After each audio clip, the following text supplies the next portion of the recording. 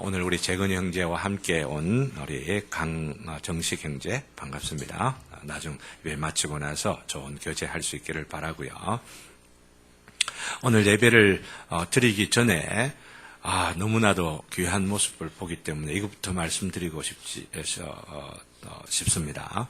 그건 뭐냐면은 우리 노아의 방주에 계신 분들이 예배 시간 전엔 1시간도 훨씬 전에 오셔가지고 손을 잡고 기도하시는데 너무너무 감동이 되고 은혜가 되고 또 감사가 되고 이런 기도를 통해서 하나님께서 은혜를 주시겠구나 하는 기대가 되어지기도 했습니다. 이 말씀을 드리는 것은 다른 어떤 것보다도 바로 이게 성찬이다. 이 말씀 드리려고요. 오늘 성찬이라는 주제를 갖고 말씀드리려고 하는데 이런 성도의 믿음 안에서 하나님의 영광과 은혜를 소망하면서 교제하는 거, 이게 성찬이에요. 이게 성찬의 본질이에요. 교회가 뭐냐? 두세 사람이 있어도 그리스도가 함께 계시는 줄을 믿고 그 그리스도 안에서 한 마음이 되어서 하나된 그 마음들로 교제하고 예배하고 그러면서 주님께서 주시는 뜻을 쫓아서 사역하고 이게 교회예요. 이런 교회 되기를 주님의 이름으로 기원합니다. 이미 되어가는 것을 보면서 너무너무 감사한 마음으로 오늘 성찬에 대한 몇 주간의 말씀을 들으면서 주님께서 힘을 주시구나, 힘을 내어서 이 말씀을 전하라고 주시는 또 이 모습들이구나 하는 생각들을 하면서 말씀을 드립니다. 한마디로 성찬은 복음을 압축한 겁니다. 또 복음은 성경 자체를 압축한 거죠. 성경 안에 복음이 있고 성경을 압축한 것을 복음이라는 말로 표현할 수가 있고 이 복음을 딱 압축해가지고 하나로 이야기를 한다면 성찬이라고 말할 수가 있는 것이죠. 성찬 안에 그만큼 많은 내용이 담겨 있다는 거죠. 창세기부터 첫 장부터 그리고 요한계시록 마지막까지 다 성찬이라고 하는 바로 이 예식 가운데 다 포함되어 있습니다. 우리 주님께서 지혜로우셔서 그 모든 것을 담아서 어떻게 하나님의 백성된 자들에게 당신의 피 흘리심, 당신의 몸이 찢어진 것을 통하여 구원받게 된 자들이 그 구원받은 것을 기억하면서 영원한 하나님의 나라를 소망 가운데 살아갈 수 있도록 매 주일마다 체근하시고 가르치시고 격려하시고 기억나게 하시고 이러도록 하기 위하여 만든 게 예식이라는 이야기. 바로 이 성찬이라고 하는 예식이라는 거예요. 얼마나 중요한지를 몰라요. 설교라고 하는 것이 성경을 풀어가지고 우리 삶에 적용하는 거죠. 또 적용이 될 수 있도록 설교를 하는 겁니다. 그런데 그렇게 적용한 설교를 눈에 보이도록 하는 설교가 성찬이라고 하는 거예요. 귀에 들리도록 하는 것은 제가 지금 여러분들에게 말씀드린 이 설교라고 한다면은 귀에 들리는 것으로만 아니고 손으로 만지고 눈으로 보고 그것을 맛으로 보고 이러면서 온 오감을 갖고 체득하면서 깨달아갈 수 있도록 하기 위하여 주신 것이 성찬이에요.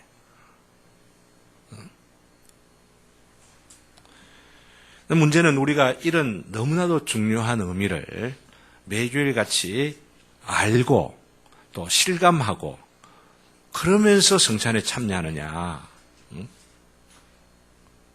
이런 자들은 복이 있는 자이고 이걸 알지도 못하고 그냥 매주일 반복되니까 그냥 형식적으로 참여하느냐 하는 것하고 큰 차이가 있는 거죠. 이 은혜를 누리고 이 은혜를 더 사모하는 자들은 더 큰 은혜를 주실 것이고 이 은혜를 알지를 못하고 이 은혜를 기대하고 살아가지를 못하는 자들은 있는 것들조차도 뺏어버리시는 것이 우리 주님이시죠.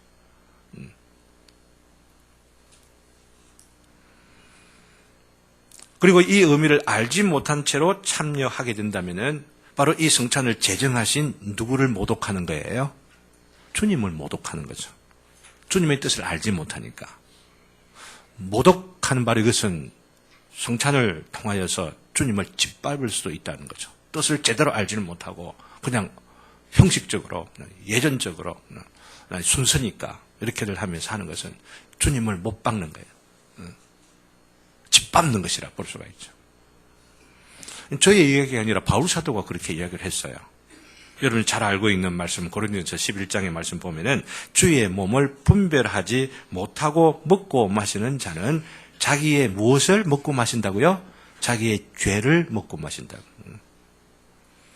다른 번역에 보면 자기의 심판을 먹고 마신다. 이렇게도 되어 있습니다. 심판받을 짓을 하고 있다. 이 말입니다.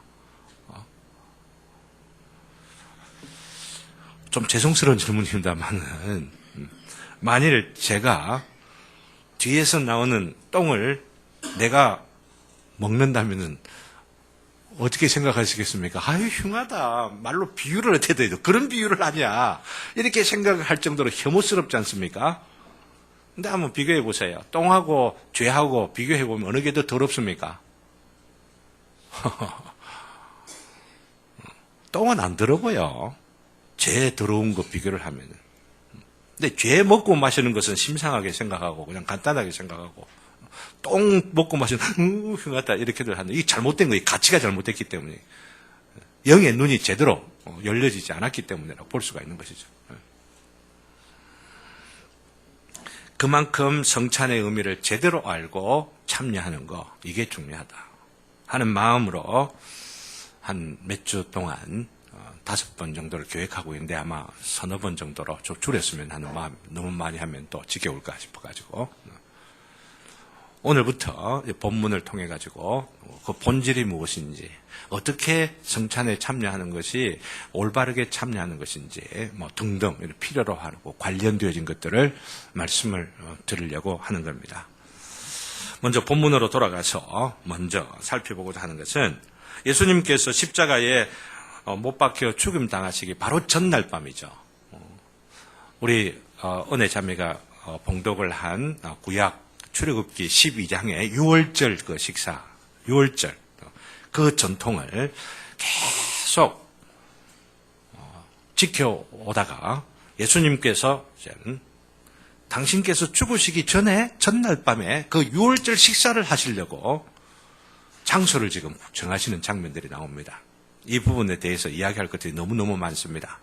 앞으로 우리 청년들하고 지금 아주 중요한 설교를 한 장 한 장씩 읽어들 가고 있는데 자세하게 풀어 설명되어져 있을 뿐만 아니고 온 교회들에게 이런 것들을 준비해서 다 나누고 싶은 생각들 때문에 책이 하나 번역되어지고 있습니다. 3권짜리인데 번역되어져 가고 있는 거 귀에 있는 대로 말씀을 드리도록 하고 오늘은 성찬에 초점을 맞추어서 그런 것들을 다 제게 나놓고 12명과 더불어서 식사를 하는 자리를 예수님께서 마련하시게 되죠. 그러면서 27절에 예수님께서 하신 말씀이 식사를 하는 자리에 떡이 있고 그냥 빵이 있고 그들로 유대인들로 치면 빵이 있고 그리고 또 포도주, 음료 마시는 것들이 있어서 순서를 따라서 먹고 마시고 또 찬양하기도 하고 이러는 순서들이 있습니다. 그러는 가운데 예수님께서 말씀하시기를 너희가 다 이것을 마시라 이렇게 하셨습니다.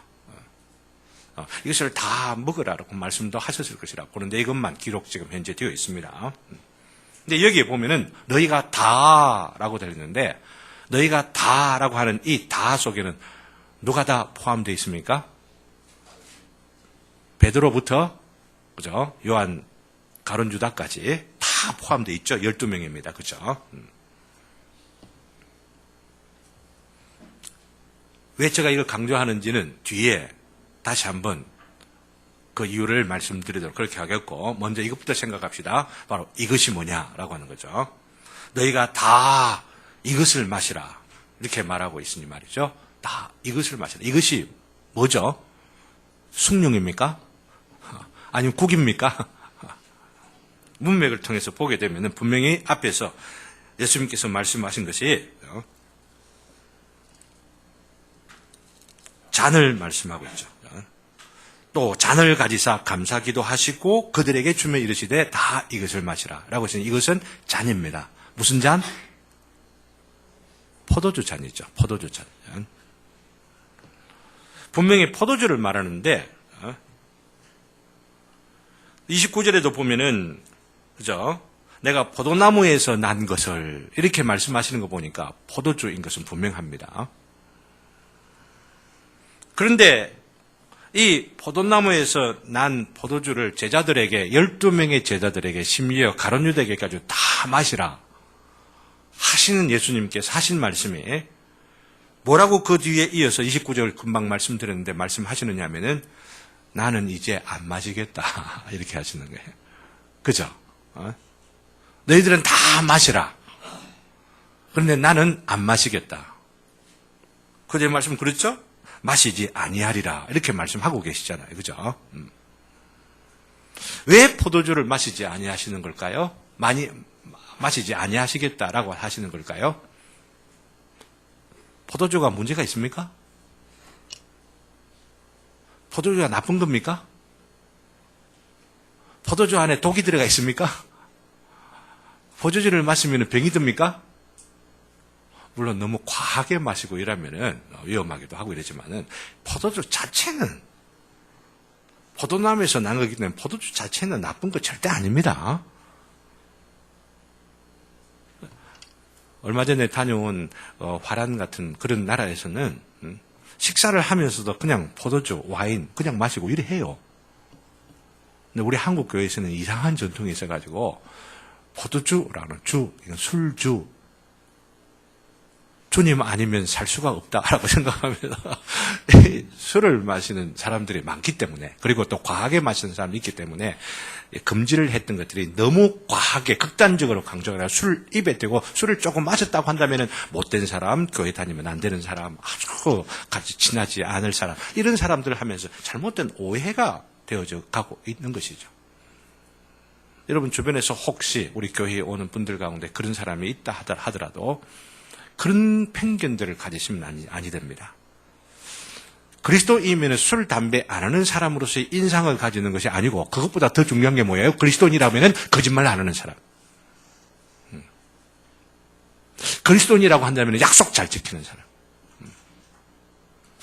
이 말 하니까 정용훈 집사님에게 미안함을. 지난 주일 같이 교제하고 이러다가 이번 토요일 날 같이 어디 좀 산행도 좀 합시다. 이런 이야기를 했는데 어제 막 너무 마음에서 탁 두고 이랬었는데 너무 많은 일들이 막 있어가지고 그래야 되는데 하면서도 시간 결국 못 내고 늦은 시간까지 못 내는 것. 아침에 전화할까 하다가 그냥 또 다른 일 때문에 또 잊어버리고 이랬었는데 너무 죄송합니다. 너무 죄송합니다. 내가 이런 말을 하면서도 내가 약속 못 지킨 게 기억나가지고 죄송하고 그랬는데 토요일 오후 되고 이러면은 제가 설교 좀 일찍 좀 주변에 시간 가능하고 나고 이러면은 같이 좀 시간 나는 대로 등산도 하고 아니면 좀 산보도 하고 같이 좀 이랬으면 좋겠다 싶은 그런 마음을 이 기회에 좀 말씀을 드려놓고 싶습니다. 저는요. 포도주는 하나님께서 창조하시고 좋다라고 하셨던 그것들 중에 피조물들 가운데 하나입니다. 그리고 그 나무에서 난 바로 그것들도 노화가 실수도 하고 그죠? 잘못 오용하는 그런 게들 있지만은 선하게 사용하면은 그 목적대로 하나님께 주신 그 목적대로 우리가 활용하게 되지만은 사람을 더 기쁘게 만들고 즐겁게 만들고 잔치 가운데 술이나 포도주 이런 것들이 있었던 것을 보게 되고 우리 주님께서도 그 마시지 않으셨던 것 같아요. 그죠? 포도주를 즐기는 자라 이러면서 막 욕까지 들었던 것들을 생각들 하면 그렇다고 우리가 많이 먹어야 된다 이렇게 절대 생각하지는 않습니다. 아주 위험한 요소들이 있기 때문에 조심해야 되고 우리는 보면 훈련을 해야만 하고 주님께서 주신 것을 선하게 활용하는 것 이런 것들이 중요한 것이라 볼 수가 있겠죠. 근데 왜 포도주를 먹지 아니하셨다고 하시는 걸까요? 왜 그러냐면 예수님의 말씀 그 자체 안에서 답을 찾아볼 수가 있습니다. 예수님 말씀 가운데에 바로 29절 말씀 가운데에 보면은 29절 다 같이 한번 읽읍시다. 다 같이 시작. 그러나 너희에게 이르노니 내가 포도나무에서 난 것을 이제부터 내 아버지의 나라에서 새 것으로 너희와 함께 마시는 날까지 마시지 아니하리라. 다른 말을 말씀드리면은 더 좋은 거 마실 게 있다 이거예요. 포도나무에서 난 것보다도 더 좋은 거, 새 게 있다는 이야기죠. 새 것 마실 것이 있는데 새 것 마시게 될 때까지는 포도나무에서 난 거 안 마시겠다. 이렇게 지금 말씀하시는 거예요. 여기에 질문들이 생깁니다. 쉽지가 않은 표현입니다. 새 것은 바로 새 포도주를 말하는 거죠. 그렇지 않습니까?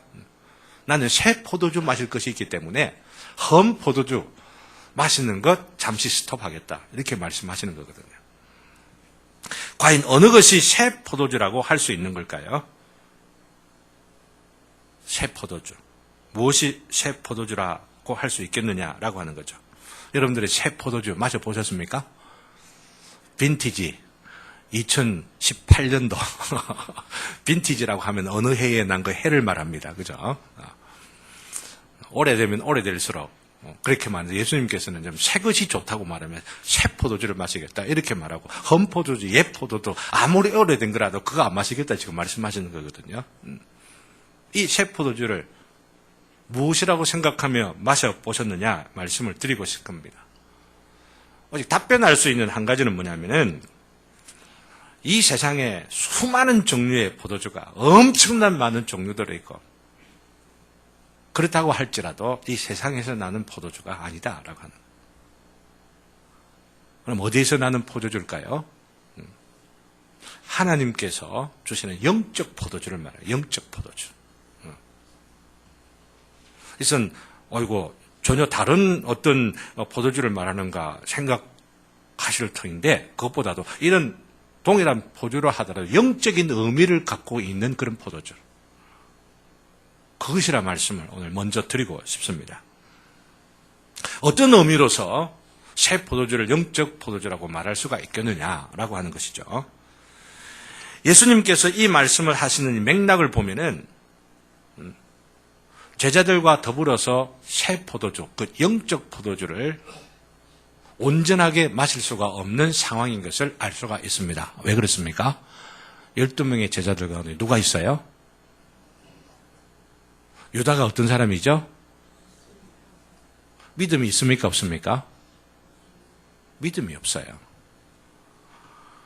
자기가 예상하고 기대하기로는 예수가 기적도 베풀고 사람도 끼어 모아가지고 왕이 되어가지고 로마를 정복하고 그러면서 이 세상 가운데 확 으뜸이 되는 바로 그런 역사가 있어야 내가 지금 3년 동안 따라다니는 수고가 헛되지 아니하고 보람되고 열매가 있고 그 열매가 내 가문에까지 맺히는 어떤 그 효과가 있을 터인데 생각을 하다가 자꾸만 그게 아닌 것처럼 생각되고 아닌 것처럼 생각되고들 하다가 바로 이 성찬의 자리에서 결정적으로 그 마음 가운데 악한 마음이 들어가게 되고 예수를 팔게 되는 일들이 있게 되죠. 성찬의 자리에서 그런 일들이 있었죠.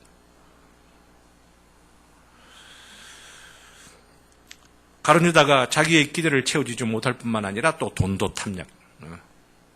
자기의 야심을 쫓아 살아가는 사람들은 다 탐욕이 있습니다. 그래서 우리가 정치를 보면 여권, 야권, 좌편, 우편 이런 것 우리가 한쪽에 기울면 안 된다 이런 말씀을 드렸습니다. 우편, 우익 쪽의 사람들은 탐욕이 있고 좌익 쪽의 사람들은 좀 욕심이 없고 그러면서 의롭게 한다 이렇게들 하지만 지난 우리 정권들을 통해 보았잖아요. 사람들이라고는 다 탐욕이 있어요. 좌든지 우든지 다 탐욕이 있어요. 의롭다, 평화롭다, 아니면 정의로운 사회를 내가 이루겠다라고 하는 사람들도 결국은 다 타락하더라고요. 그런 거 여러분들이 보아오셨잖아요. 로마를 물리쳐야 되겠다. 우리나라를 민족을 구원해야 되겠다. 이 가룟 유다의 마음과는 불타는 이런 마음들이 있었는데 그러나 탐욕이 동시에 작용하고 있었다라고 하는 거예요.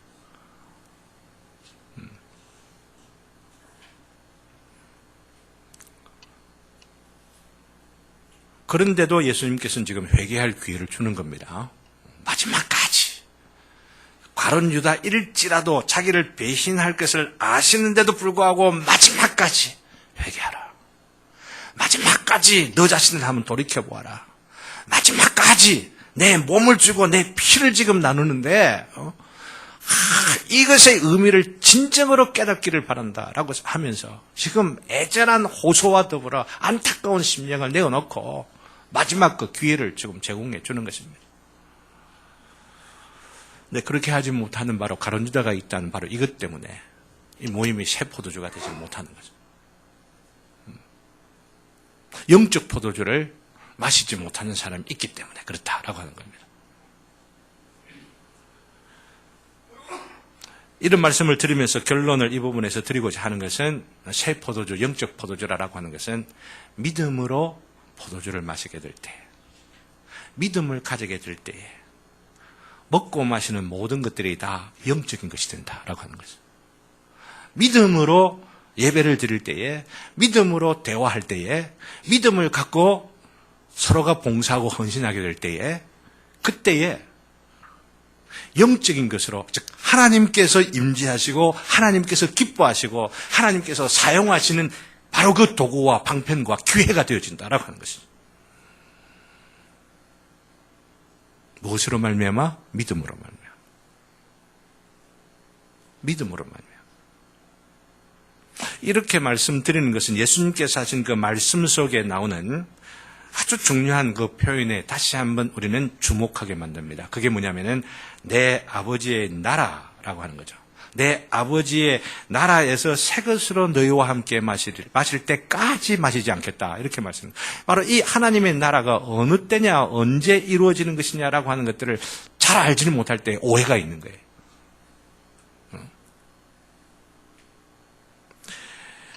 그 나라가 임하는 때, 곧 내 아버지의 나라가 임하는 때가 언제라고 여러분들은 생각하십니까?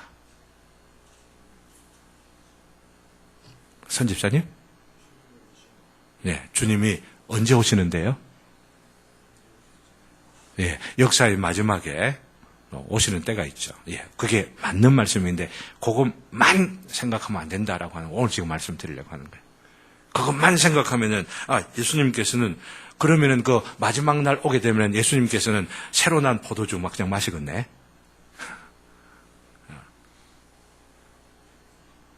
그때까지 안 마신다 했으면 그때 되면 포도주 막 마시고 제자들도 그때는 막 포도주 막 새로 난 포도주 막 이렇게 마시겠느냐라고 하는 이야기예요. 그렇게 보면 좀 이상하잖아요, 그죠?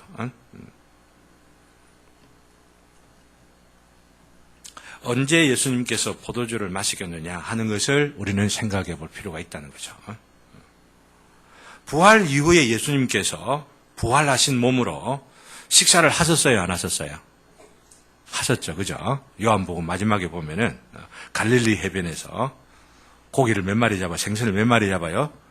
153마리나 잡습니다. 아주 귀한 뜻이 담겨져 있는데, 어쨌든 그 고기 중에 하나인지 아니면 잡기 전에 예수님께서 미리 잡아가지고 제자들이 오니까 예수님께서 떡과 생선들을 미리 다 마련해 놓으신 거예요. 빵하고다. 그래가지고 제자들에게 나누어 주어 함께 먹는 장면들이 나오게 됩니다. 그걸 통하여 예수님께서 유령이 아니다라고 하는 것을 확실하게 보여주는 거죠. 유령은 뭘 먹는 것 아니죠. 귀신들이 제사상 차려놓으면 와서 먹는 거 아닙니다. 제사상에 차려놓은 그 음식들을 누가 먹어요? 개가 먹습니다. 고양이도 먹고 다 그렇지. 그러면 조상님 해갖고 딱 잘라갖고 향 피워놓으면 그 향 타가지고 쫙 내려가가지고 그 음식을 먹는 것처럼 생각들 하는데 어리석은 거예요. 그런 생각들 따라서. 예수님은 실제로 먹으셨다라고 하는 것은 그런 유령, 귀신 이런 종류가 아니다라고 하는 거죠. 귀신들이 먹는 것도 아니지만 사실은요. 실제의 몸을 갖고 계셨다라고 하는 겁니다. 음식을 먹고 먹는 것을 소화시키실 수도 있는. 예수님께서 주신 거 죄 없고 흠 없고 아무것도 없으니까 소화될 것도 없었을 거다 싶어요. 그래서 난 천국엔 화장실도 없을 것이다 이런 생각들 하는 거죠. 그렇잖아요. 다 소화돼 버렸을 거예요. 먹고 마시는 것이 있다고 한다면은 예를 들어서 나 먹고 마실 거 나 있을 거라고 생각합니다. 비유적으로도 있고 실제적으로. 그러나 다 완벽하게 다 소화돼 버리는 바로 그런 어떤 상태. 우리의 육체의 몸 이것이 완전히 변화되어 새로운 물질로 새로운 존재로 새로운 양태들로 변화되어져 있기 때문에 나의 못난 것, 나의 초한 것, 나의 더러운 것, 나의 모든 것들 완전히 사라져 버리고 내 인생의 가장 아름다웠던 그 신부와 단장한 그 모습보다 더 아름다운 그 모습 변화될 바로 그때가 난 있을 거라고 믿는 겁니다. 말씀을 통하여 바로 그런 것들을 기대하고 소망하면서 살아가죠.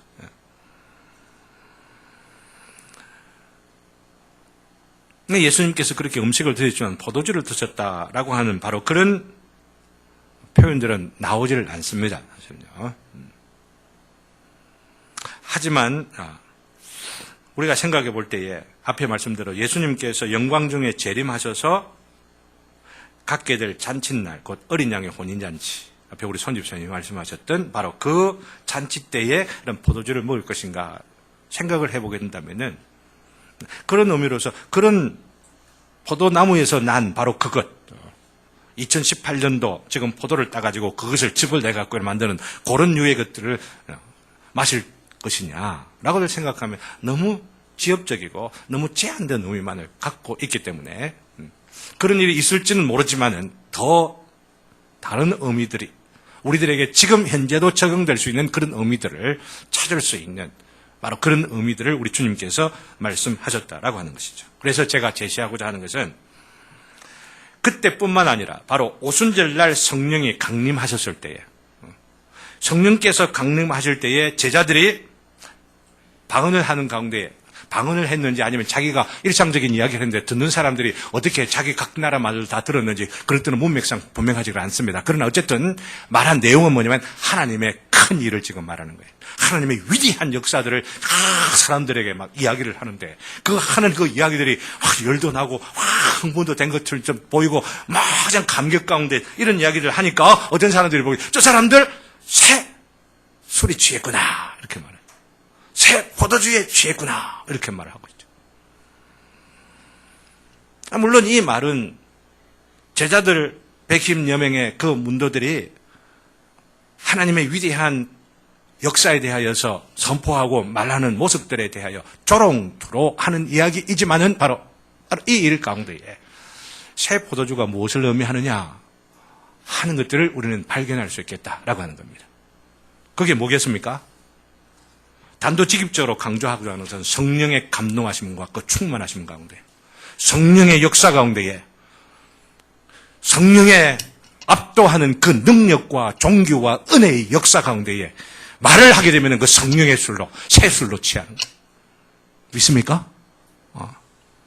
성령의 역사와 감동 가운데에 하나님의 은혜를 생각하고 그 감격 가운데에서 때로는 내 안에 나도 모르게 솟구쳐 올라오는 그 눈물의 감격과 그 은혜들로 인하여서 예배를 드리게 되고 예배 가운데 있는 성찬에 참여해서 그 포도주를 받게 되질 때에 바로 그런 감격 가운데 받게 되는 바로 그 포도주가 바로 그 술이 새 술이에요. 새 포도주예요.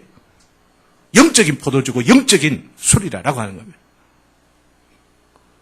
그래서 성경에서는 그냥 세상술, 포도나무에서 나는 그저 그런 술로 취하지 말고 성령의 술로 취하여라 이렇게 말하잖아요. 사랑하는 성도 여러분, 성령의 술로 취할 수 있기를 주님의 이름으로 기원합니다. 이게 예배만 아니고 예배 이후에 성령의 역사하심과 감동 가운데에 만사를 생각하고 그러면서 내 자신을 비추어 보면 이럴 때에 내가 살아가는 삶 속에서 승리가 있는 겁니다. 하나님의 역사하심이 나타나는 겁니다. 기적도 때로 있는 겁니다.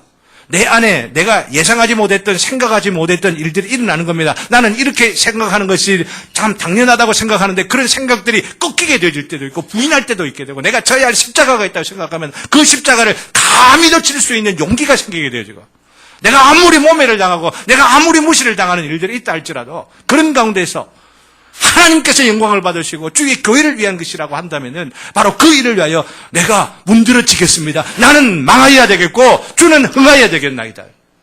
이런 마음들이 가능해지는 것이죠. 이게 새 포도주 취하는 거예요.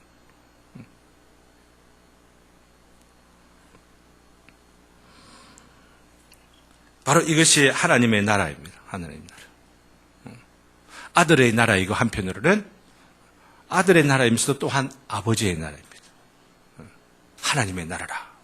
아들 하나님의 나라이고 아버지 하나님의 나라이고 그것을 또한 그 위엄을 생각하고 하나님 이름을 함부로 대할 수 없기 때문에 천국이라 하늘의 왕국이라 이렇게 표현을 하는 것이죠. 그 나라가 임하였으니 오순절날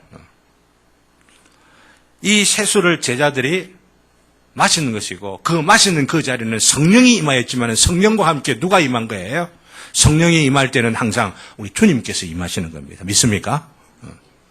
신약시대에는 우리 주님께서 임하시는 것이 육체로는 하늘 보좌 위에 계시고 그 영으로는 성령의 역사하심 가운데에 다시 내려오셔서 성령과 더불어 우리 가운데 임재하시고 우리 가운데 주가 되시고 왕이 되시고 우리 가운데 통치자가 되시고 인도자가 되시고 우리 가운데 능력자가 되시고 우리 가운데에 놀라운 은혜들로 우리의 앞날을 성령과 더불어서 삼일체 하나님이 우리를 주관해 가시는 바로 그런 역사들이 있게 되는 것이죠. 바로 이것이 성찬의 본질이다. 이런 성령의 감동 가운데 주님께서 바로 주님께서 함께 제자들과 더불어서 먹고 마시는 거.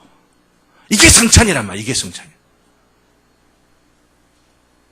믿음이 없으면 이 성찬 마실 수 있겠어요? 없겠어요?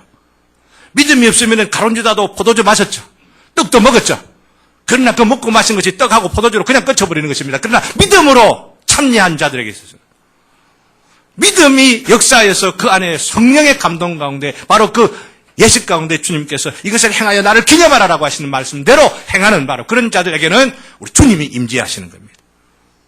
예, 영적 임재설이라 성찬 이런 그저 단순한 상징이 아니라 우리 주님께서 친히 임재하시되 영적으로 임재하시는 참된 임재가 바로 이 성찬을 통하여 이루어진다. 이걸 가르친 것이 칼빈이고 칼빈의 후예들이고 장로교예요.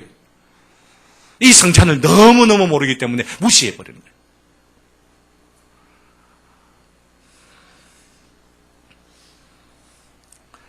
무엇보다도 중요한 그 마지막 대지로 말씀을 드리고 말씀을 맺으려고 합니다. 그게 뭐냐면은 이 포도주에 대해서 예수님께서 강조하신 너무나도 중요한 핵심이 이제 마지막으로 말씀드리려고 하는 게 마태복음 26장으로 돌아와서 28절을 보면은 28절 우리 다 같이 한번 읽읍시다. 28절 다 같이 읽습니다. 다 같이 시작. 이것은 죄 사함을 얻게 하려고 많은 사람을 위하여 흘리는 바 나의 피 곧 언약의 피니라. 이 말 참 귀해요. 성찬에 참여하면서 우리가 반드시 기억해야 할 것이 언제나 기억해야 할 것이 우리 주님의 영적 임재와 더불어 주님과 더불어 떡과 포도주를 먹고 마시는 것이라고 하는 앞에서 강조한 것과 더불어서 반드시 놓치지 않을 것이 바로 이 점이라고 하는 겁니다. 그 포도주는 예수님의 피를 가리키는 것이고 믿음으로 받아들일 때에 그 포도주가 포도주로 끝이는 것이 아니고 예수님의 피가 되는 것이고 믿음으로 받아들일 때에 떡이 아니고 예수님의 몸이 되는 것이다라고 하는 바로 이 사실. 그리고 이것으로 인하여서 우리의 죄와 허물이 다 씻겨져 버려요. 아무리 악하고 아무리 더럽고 아무리 흉하고 아무리 못된 것들이 덕지덕지 붙어있다 할지라도 예수님의 피, 예수님의 그 살이 우리 가운데 임하여 믿음으로 받아요. 예수님의 살과 예수님의 피가 우리 가운데 임하게 되어질 바로 그때에 믿음으로 말하면 성령의 역사하심으로 우리의 모든 죄의 허물들이 깨끗하게 씻겨되는 줄을 믿습니다. 우리 주님께서 이 말씀을 하시는 거예요. 성찬의 포도주를 새 포도주로 만드는 그 비결이, 그 원리가 바로 여기에 담겨져 있어요. 예수님의 피가 내 영혼과 내 몸속에 몸으로도 행한 더러운 게 너무 많고 우리 자신들 헤아려 보면 얼마나 부족한 것들이 많아요. 후회되는 일들이 얼마나 많아요. 얼마나 어리석은 것들이 많아요. 지워버리고 싶고 그런데 지우개로 지울 수가 없는 내 인생의 그 실수들, 덕지덕지 있는 그런 것들. 예수님께서 십자가에 그렇게 죽음당하시고 십자가에서 고통당하시고 십자가에서 찢어지시고 깨어지시고 조롱당하시고 무시하심으로 인하여서 나의 모든 죄가 용서함을 받았구나. 그 보혈의 크신 능력으로 인하여 나의 모든 더러운 것들이 깨끗하게 되어진다고 하는 그 믿음을 갖고 그 씻겨 주신 것을 믿으면서 이 믿음 가운데에 이 포도주를, 이 떡을 먹고 마시게 되어질 때에 바로 그 놀라운 용서가 내 마음 가운데 주관적으로 내 가운데 실제로 체험되어지는 은총이 있게 되어지는 것입니다. 성천이라고 하는 것이 바로 이것을 위하여서 우리들에게 제정되어지는 겁니다. 매주 있어야 이 용서를 체험하고 이 용서를 확신하고 용서를 손에 눈에 먹고 마시고 혀에다가 안에 내장에 들어가면서 이 믿음을 갖고 일있을 때 바로 이로 인하여서 내 용서받음이 확실합니다 라고 하는 이 확신을 가지면서 담대한 힘을 얻는 거예요. 오늘도 성찬을 받을 때에 이 믿음이 있기를 주님의 이름으로 기원합니다. 이게 중요해요. 그러면서 보다 더 중요한 거, 이 측면에서 똑같이 죄의 용서를 받는다는 측면에서 똑같은 적용임에서도 보다 더 중요한 것은 이런 나 죄의 허물의 용서함을 받는 것이 나만 아니라 나만의 죄와 내만의 허물을 위하여서 예수님께서 그 피와 그 몸을 찢으시고 흘리신 것이 아니고 내 아닌 다른 사람들도 용서해 주시기 위하여 그 허물을 씻어주시기 위하여서 예수님께서 찢김을 당하시고 그 피 흘리심을 당하셨다라고 하는 거. 이걸 지금 기억해야만 되는 겁니다. 오늘 말씀에도 우리 주님께서 분명히 말씀하시죠. 많은 사람을 위하여 흘리는 바 나의 피라고. 나의 죄를 위하여 흘리는 나의 피, 너를 위하여 흘리는 나의 피라고만 말씀하시지 아니하시고 많은 사람을 위하여 흘리는 피. 여러분들 믿습니까? 이걸 알고 이것을 우리들에게 적용하는 데 있어서 믿음이 살아있는 믿음이 되는 거예요. 지난 수요일 출애굽기 성경 공부를 하면서 강조하였습니다. 6월절에 어린 양의 희생된 피를 문설주와 임방에다 다 바른 그 집은 죽음의 천사가 지나가면서 일단 살려주고 그것이 없는 자들은 다 그 첫 장자들 다 죽이는 바로 그런 일들을 통하여서 벌어진 일들이 뭐냐면은 새로운 공동체가 탄생한 것입니다. 이전의 이스라엘과 지금 이 6월절 사건을 통하여서 죽음의 사자가 건너가 버린 그 이후에 세워진 이 이스라엘과는 천냥지차의 차이가 있는 거죠. 예수님의 피 이전의 이스라엘하고 예수님의 피를 통과한 이스라엘하고는 다르다라고 하는 겁니다. 이 6월절 어린 양이 예수님의 피로 말미암아 상징되어 있는데 그 마음판에 예수님의 피를 먹고 또 그 이 피를 바르고 그러면서 예수님을 믿는 그 심령으로 사는 자들, 본인만 구원을 받고 본인만 하나님의 자녀가 된 것이 아니라 이렇게 통과한 공동체가 있다는 거예요. 이렇게 함께 통과한 백성이 있다는 거예요. 이거 여러분들 믿습니까? 저는 믿기를 여기 모여 함께 예배드리는 여러분 모두가 다 예수 그리스도의 피를 통과하여 예수님의 피를 먹게 된 자여 예수님의 몸을 취한 자들로서 만나는 교제가 예배 가운데 성찬 가운데 있기를 주님의 이름으로 기원합니다. 예수님이 바로 이거 위하여 성찬을 우리에게 제정해 주셨다라고 하는 겁니다. 그래야 이 성찬을 통하여 주님과 더불어 나만 주님과 더불어 언약을 맺는 것이 아니고 주일마다 주님 안에서 함께 식사를 하면서 성찬이라는 식사를 통하여 앞으로 오게 될 영원한 식사를 생각하고 그 만찬을 기억하면서 주님과 더불어 언약을 새롭게 하는 겁니다. 지나간 허물들이, 지나간 어리석음들이, 지나간 상처들이, 지나간 아픔들이 아무리 많다 할지라도 예수 그리스도의 이 피 앞에서, 예수 그리스도의 십자가 앞에서, 예수님께서 우리를 위하여 내어놓으신 바로 십자가 그 앞에서, 그분의 피와 그분의 몸 그 앞에서 우리가 그 상처를 위로하고 씻어주고 이해하고 잘못했구나, 용서해다오, 사과를 빌면서 그래야 새로운 모습으로 다시 한번 시작하고자 하는 마음들을 가질 때에 우리는 새로운 공동체가 되어지는 줄 믿습니다. 이것이 새로운 공동체의 모습이죠. 새로운 언약 백성의 모습이죠. 매주일 이런 일이 있기를 바랍니다.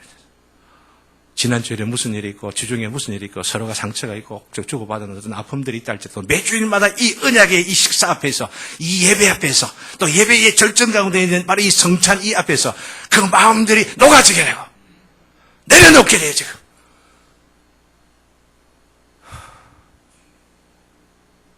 이게 우리 주님께서 원하시는 거 아니에요?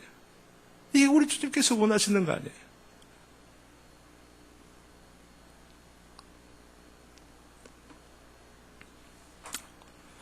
말씀을 맺습니다. 우리 교회는 매주일 성찬을 하게 됩니다. 매주일 하게 되면 자주 하게 되어 식상하게 여겨 성찬의 감격에 약해질 수도 있다는 염려를 하는 이들도 있습니다. 하지만 우리가 그 의미를 제대로 알면 알수록 자주 해요. 그죠? 우리를 위하여 십자가에서 자기 몸을 찢으시고 피를 흘리신 주님께서 우리와 다시금 이 성찬에서 만나기를 약속하신 것이기 때문에 이 성찬을 통하여서 다시 너희들과 식사를 하겠다.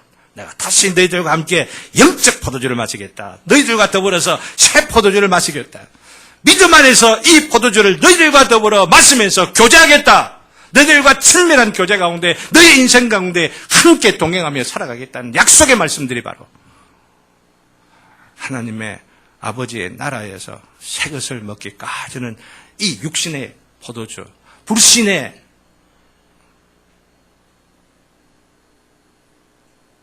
마음으로 먹는 자들이 없는 참된 포도주를 마시겠다 약속하신 이것을 확신하면서 더욱 영광스러운 천국을 소망하며 살아가는 저와 여러분 되시기를 주님의 이름으로 기원합니다. 다 같이 찬송.